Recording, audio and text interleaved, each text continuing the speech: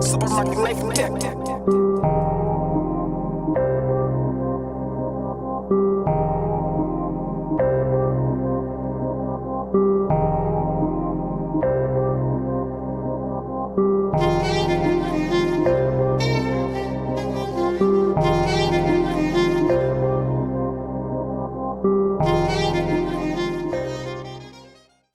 Yeah, so like growing up in Kentucky, like what kind of music was in the household?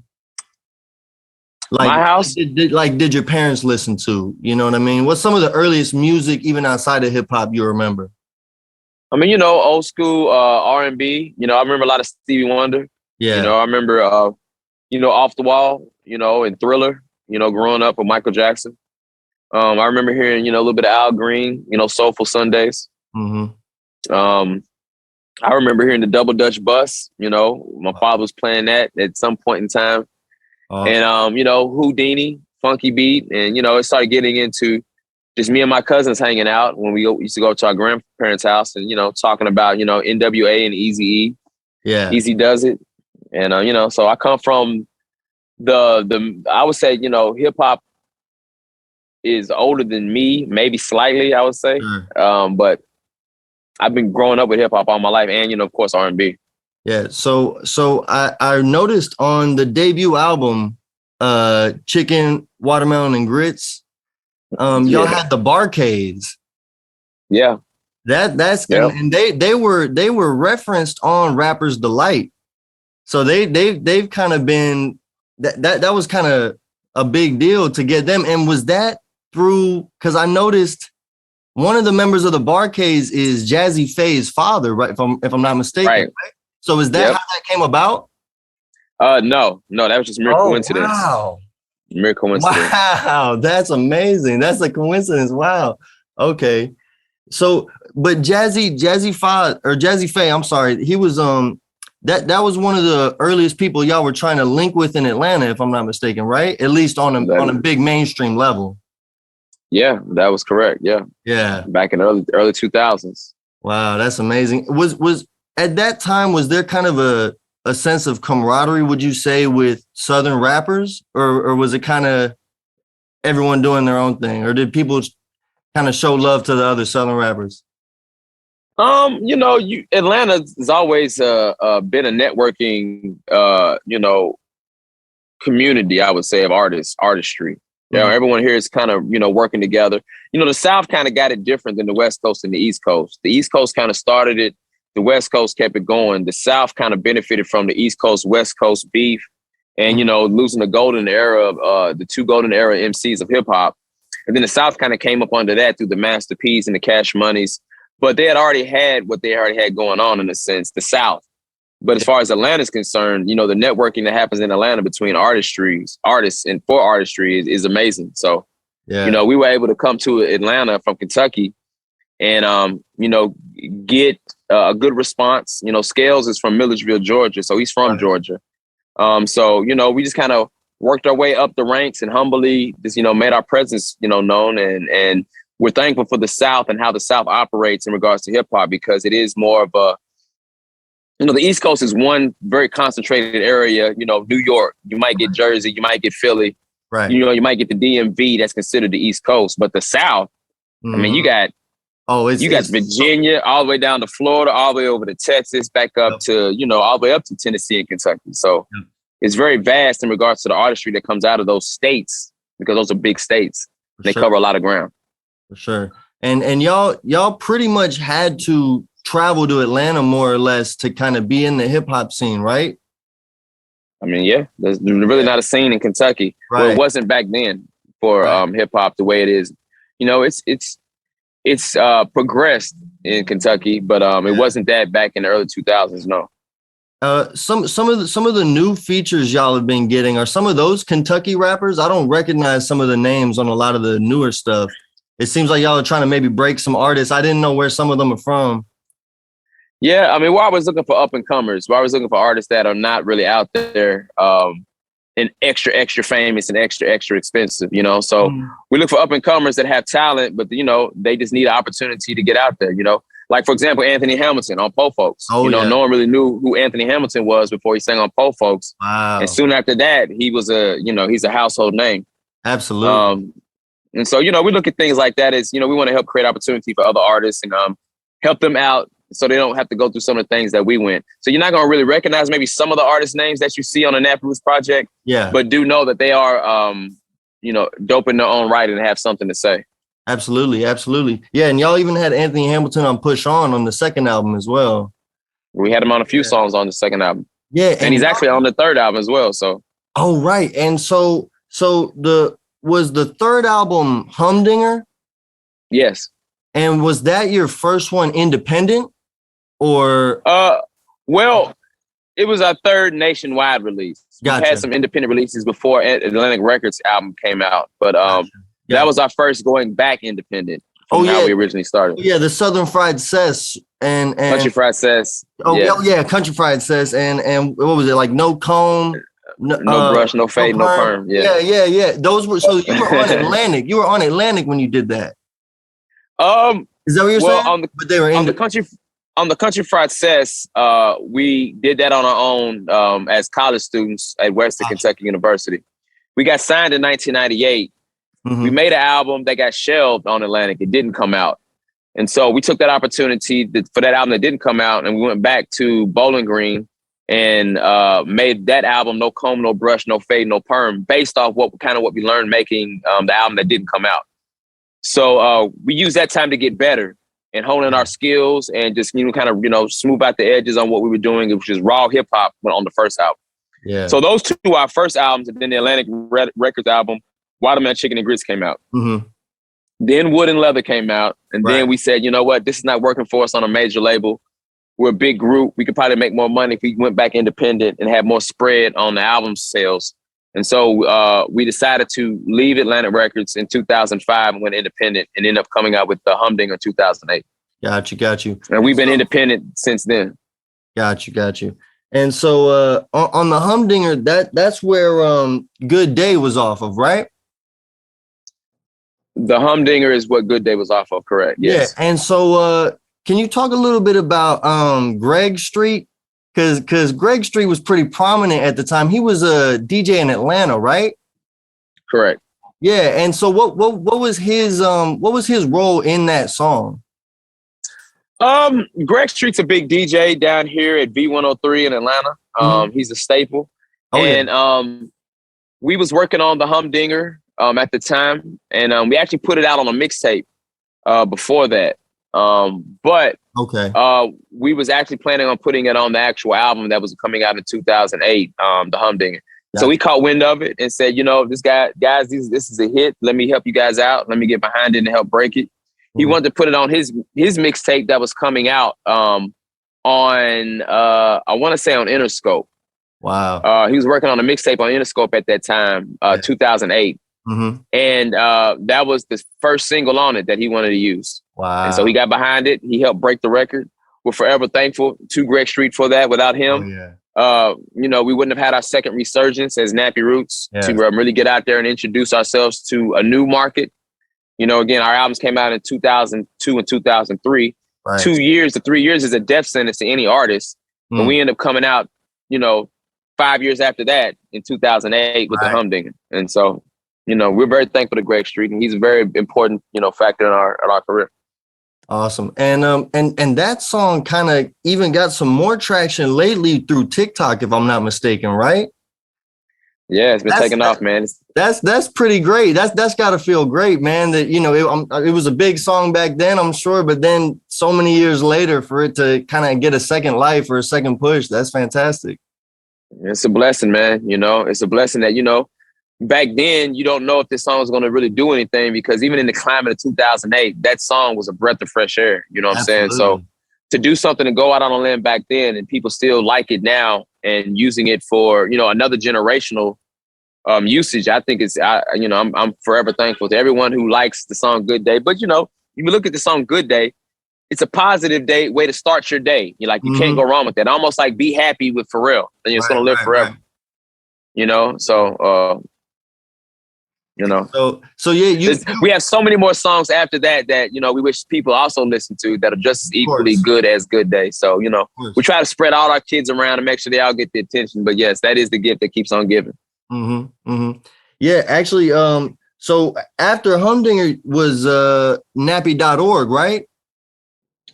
No, after Humdinger was the Pursuit of Nappiness. Pursuit of Nappiness. Yeah, I'm sorry. Yeah. So, but nappy.org, what did that mean working with organized noise to y'all?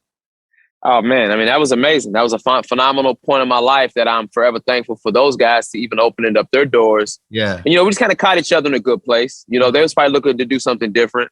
We was looking at how can we do something different on our side, and to work with one production company as respectful as Organized Noise, which is pretty much who helped make the Atlanta sound what it is, other than Dallas Austin and Jermaine Dupri. But you're working with, a staple in Atlanta. And so if they want to work with us, that definitely helps Nappy Roots get the pass that we also were looking for in validation. Not say a pass, but validation. We always came to Atlanta looking to make great music because we knew great music came out of Atlanta.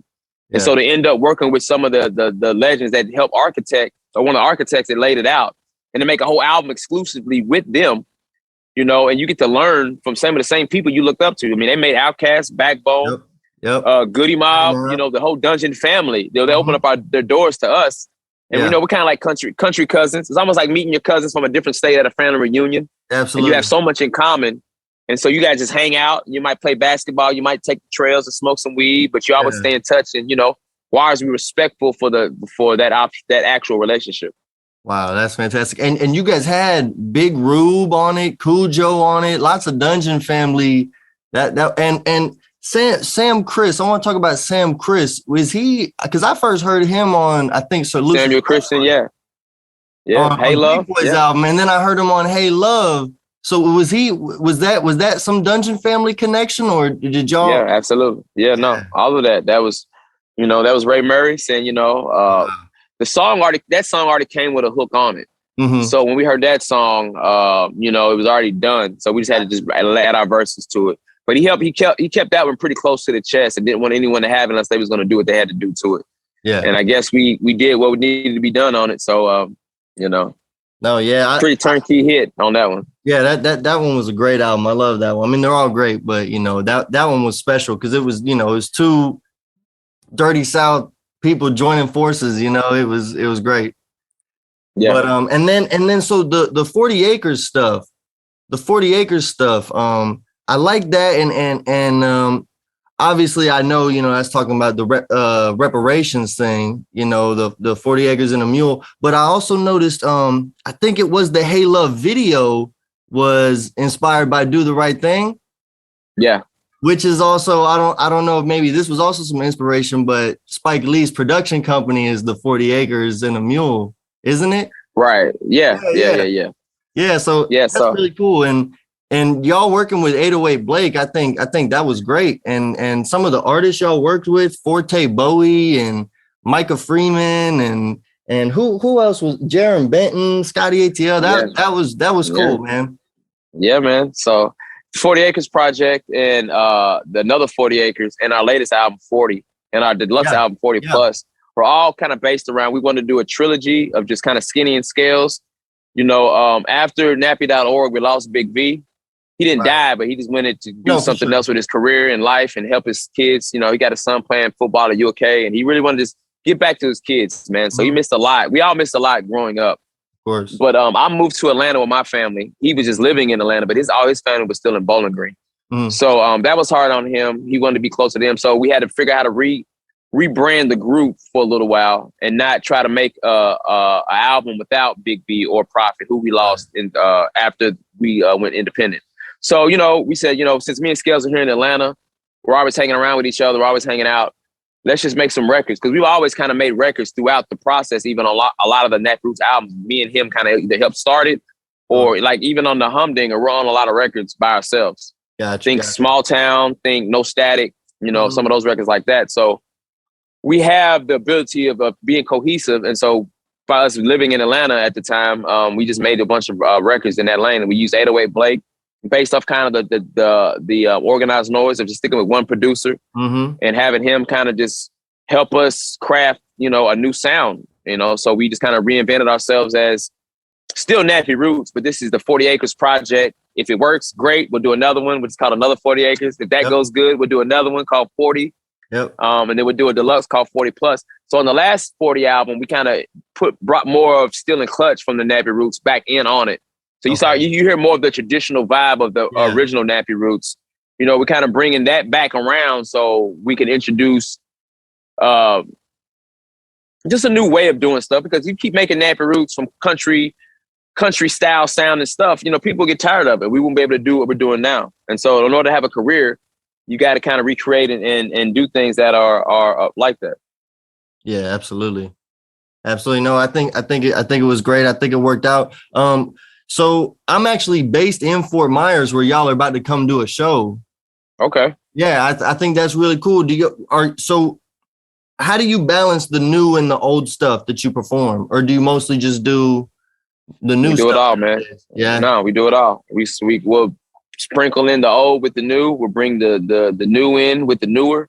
Yeah. And then we'll give you some of the underground hits that maybe are not so famous that people also equally like. And we'll just try to put it all together, man, and give you a good hour, a little bit more than an hour of just nonstop Southern conscious, cool hip hop. Yeah.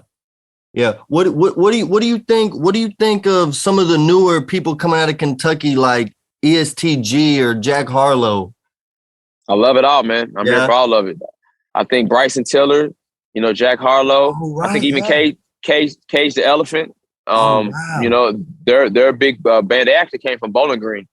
So I'm with it. I'm with it all, man. Anything we can do to help the next generation become better by paving the way and showing that we also have something to add to the diaspora of hip hop, then I'm with it. Yeah, absolutely. Absolutely. That's awesome. So when did y'all get the Nappy Roots Day? When did that become official? Because that's a pretty big deal, right? Yeah. I mean, it was back in 2003 when we got it. Gotcha. Maybe not so much more now, but we still make a big deal about it amongst our core fan base and our family and friends. We wish everybody a happy Nappy Roots Day, and we celebrate by smoking weed and drinking beer and maybe taking the day a little lighter, playing some Nappy Root music. There you go. And, so I'm thankful. The mayor at the time, Governor Paul Patton, gave us that day, and we take it with an honor. Yeah. Yeah. So in Kentucky, I guess being a colonel is kind of like they give it to certain people who do something great. How come y'all aren't colonels, man? We are. You are.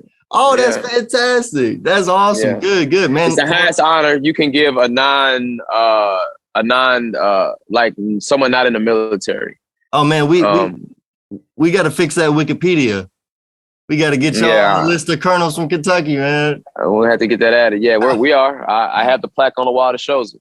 Oh, that's fantastic. And so nowadays, y'all, Atlantucky, that's is that the name of the brewery? Y'all got a brewery going on? Yep, got a brewery, awesome, man. When did that start?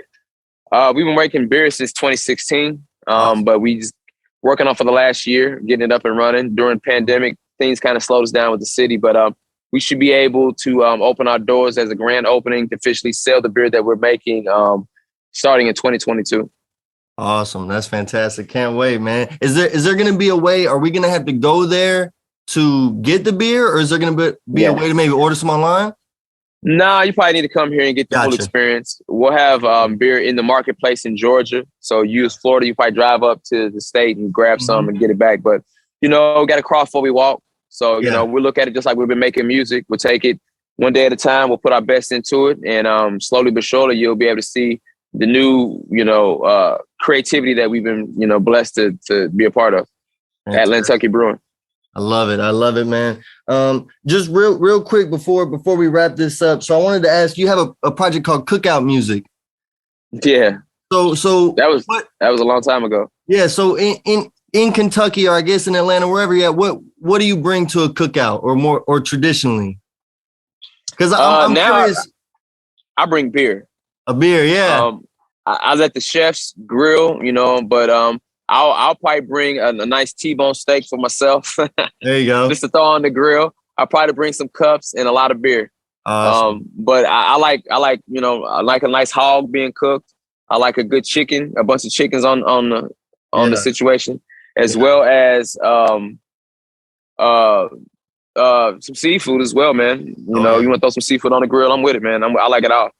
For sure. Yeah, it seems like the Nappy Roots brand has always kind of been synonymous with like food and drinks and stuff, you know. But I love that. That's very Southern. It's a good time. What inspired y'all to embrace the Southernness instead of, because like you said, growing up, sometimes in the stores it would be West Coast or East Coast stuff, but was it just there was no other way for y'all, or did you? I mean, you know.